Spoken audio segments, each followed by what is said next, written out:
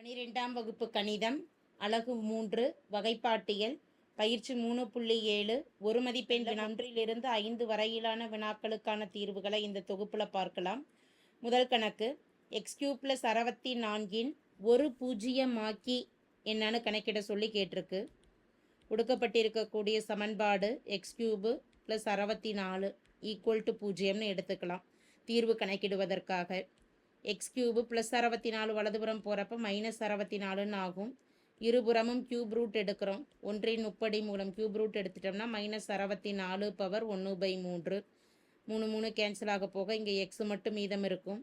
-64 என்பதை 4/3ன்னு எழுதிக்கலாம். 4 × 4 16 16 × 4 64 whole power 1/3ன்னு இருக்குது. 3 கேன்சல் ஆக போக x = -4 மட்டும் மீதம் இருக்குது. எனவே ஒரு பூஜ்ஜியமாக்கியின் மதிப்பானது -4 ஆகும்.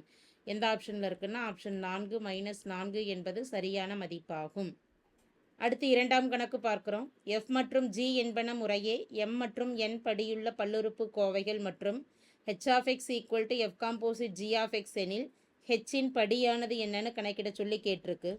தீர்வில் f என்ற சார்பானது படி m உடைய சார்பு. அப்போ f(x) அப்படிங்கிற சார்பை fங்கிற சார்பை f(x)ன்னு எழுதிக்கலாம். படி m அப்படிங்கிறதுனால அந்த சார்பை x⁻m எடுத்துக்கலாம். g என்பது n படியுள்ள சார்புங்கிறதுனால g(x) என்பதை x⁻n எடுக்கிறோம். h(x) என்பது f காம்போசிட் gயின் மதிப்பாகும். எனவே fவும் gயும் தெரிகிறதுனால f காம்போசிட் g(x) என்னன்னு கணக்கிடலாம். f காம்போசிட் g(x)ஐ f(g)ன்னு எழுதலாம். f(g)க்கு பதிலாக அதனுடைய மதிப்பு x⁻n எழுதிக்கலாம். அடுத்து f(x)ங்கிற வடிவத்தில் இருக்குது. f(x)ன்னு இருந்ததுன்னா சார்பு x⁻m. இப்போ அந்த x⁻mங்கிற சார்பில் x இருக்கக்கூடிய இடத்துல இந்த இடத்துல x⁻nன்னு கொடுக்குறோம். x⁻n whole power m. அடுக்குகள் ரெண்டையும் பெருக்கிக்கிட்டோம் அப்படின்னா m × n mnன்னு கொடுத்துடலாம் x⁻n. எனவே h(x) f காம்போசிட் g என்பது h(x)ங்கிறதுனால h(x) என்பது x⁻mn. படி தான் கேட்டிருக்கு. படி என்பது நமக்கு அடுக்கில் என்ன இருக்குதோ அதுதான் படியை குறிப்பிடும். இப்போ mn தான் படி. ஆப்ஷன் 1ல் இருக்குது. mn என்பது h(x)ன் படியாகும். அடுத்து மூன்றாம் கணக்கு பார்க்குறோம். எக்ஸில் n படியுள்ள ஒரு பல்லுறுப்புக்கோவை சமன்பாடு பெற்றுள்ள மூலங்கள் என்னன்னு கேட்டிருக்கிறாங்க. அடிப்படை இயற்கணித தேற்றத்தை பயன்படுத்தி தான் இதற்கு தீர்வு கணக்கிடுவோம். அதாவது n படியுள்ள சியில் இருக்கக்கூடிய ஒரு பல்லுறுப்புக்கோவை சமன்பாட்டிற்கு n கலப்பெண் மூலங்கள் அமையும். எனவே தீர்வானது ஆப்ஷன் 3 n கலப்பெண் மூலங்கள்.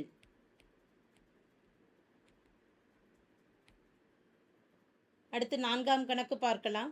x³ + px² + qx + rக்கு alpha, beta மற்றும் காமா என்பவை பூஜ்ஜியமாக்கிகள் எனில் சம்மேஷன் 1/ஆல்ஃபாவின் மதிப்பு என்னன்னு கணக்கிட சொல்லி கேட்டிருக்கு. கொடுக்கப்பட்டிருக்கக்கூடிய பல்லுறுப்புக்கோவை சமன்பாட்டை p(x)ன்னு எடுக்கலாம். p(x) = x³ + px² + qx + r. ஒரு 3 படியில் இருக்கக்கூடிய பல்லுறுப்புக்கோவை சமன்பாட்டின் பொது வடிவமானது ax³ + bx² + cx + d ஆகும்.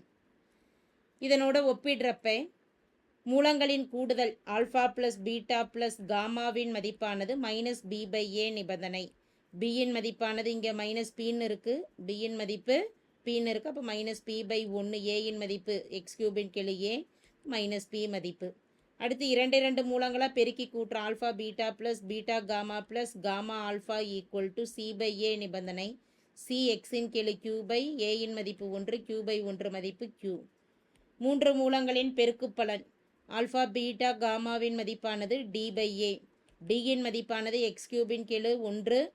d என்பது மாறிலி மதிப்பு 6/x³ aயின் மதிப்பு 1 மதிப்பானது 6. இங்கே -d/a. அப்போ -r -rங்கிறது ஆல்ஃபா பீட்டா காமாவின் மதிப்பு. கணக்கிட வேண்டியது சம்மேஷன் 1/ஆல்ஃபா.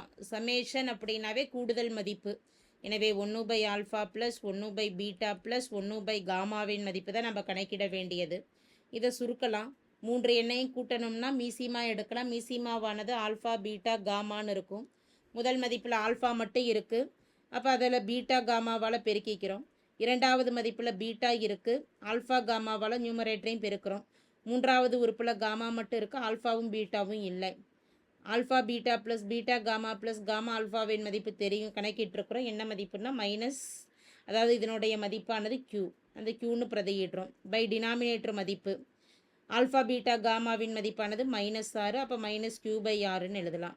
-q/r என்பது ஆப்ஷன் 1ல் இருக்கு. ஆப்ஷன் 1 -q/r என்பது சம்மேஷன் 1/ஆல்ஃபாவின் மதிப்பாகும். அடுத்து 5ஆம் கணக்கு பார்க்குறோம். விகிதமுறு மூலத்தேற்றத்தின்படி பின்வருவனவற்றுள் எந்த எண் 4x⁴ + 2x⁴ -10x⁻³ -5 என்பதற்கு சாத்தியமற்ற விகிதமுறு பூஜ்ஜியமாகும் என கேட்கப்பட்டுள்ளது. கொடுக்கப்பட்டிருக்கக்கூடிய சமன்பாடானது பல்லுறுப்புக்கோவை சமன்பாடானது 4x⁴ + 2x⁴ -10x⁻³ இறுதியாக மாறிலி மதிப்பு கொடுக்கப்பட்டுள்ளது. சாத்தியமற்ற விகிதமுறு பூஜ்ஜியங்கள் என்ன அப்படின்னு கணக்கிடணும் அப்படின்னா இதில் விகிதமுறு எண்ணின் மதிப்பு என்னான்னு கணக்கிடணும். கோவை 7ன்னு இருக்குது. இதில் x⁻2 x⁻5 6 ஆகிய உறுப்புகள்லாம் இல்லை. எனவே விகிதமுறு பூஜ்ஜியம் என்னான்னு கணக்கிடணும்னா விகிதமுறு தேற்றத்தை பயன்படுத்துகிறோம். இதில் இறுதி மதிப்பு அப்படிங்கிறது நம்ம a0ன்னு எடுத்துப்போம். ஏன்னா an x⁴n an-1 x⁴n-1ன்னு பல்லுறுப்புக்கோவை சமன்பாட்டின் பொது வடிவத்தோடு ஒப்பிடும் பொழுது a0 என்பது மாறிலியாக அமையும். மாறிலியானது -5. இந்த மாறிலி மதிப்பில் இருந்து p என்னான்னு கணக்கிடலாம்.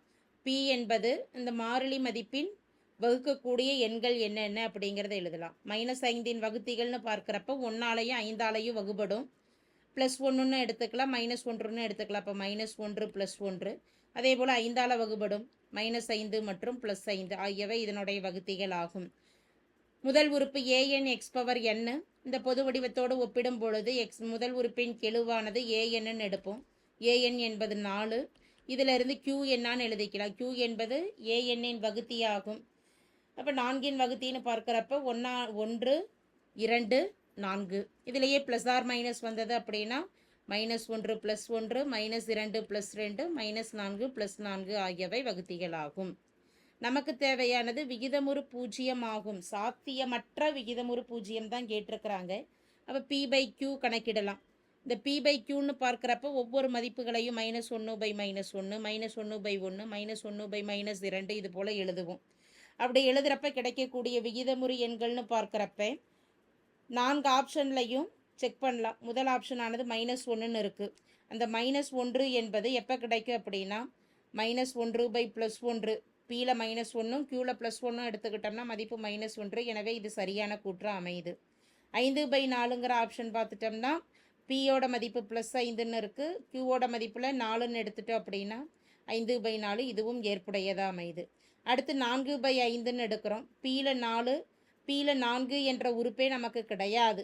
எனவே 4/5 அப்படிங்கிறது ஏற்புடைய விகிதமுறு பூஜ்ஜியமாக அமையாது. இறுதி மதிப்பையும் செக் பண்ணிக்கலாம். இறுதி மதிப்பு 5ன்னு இருக்குது. அப்போ 5/, க்யூவில் 1ன்னே எடுத்துக்கிட்டோம் அப்படின்னா 5/1 மதிப்பு 5 அமையும். எனவே இதுவும் ஏற்புடையதாக இருக்கும். எனவே சாத்தியமற்ற விகிதமுறு வடிவம் அப்படின்னா 4/5 என்ற மதிப்பாகும்.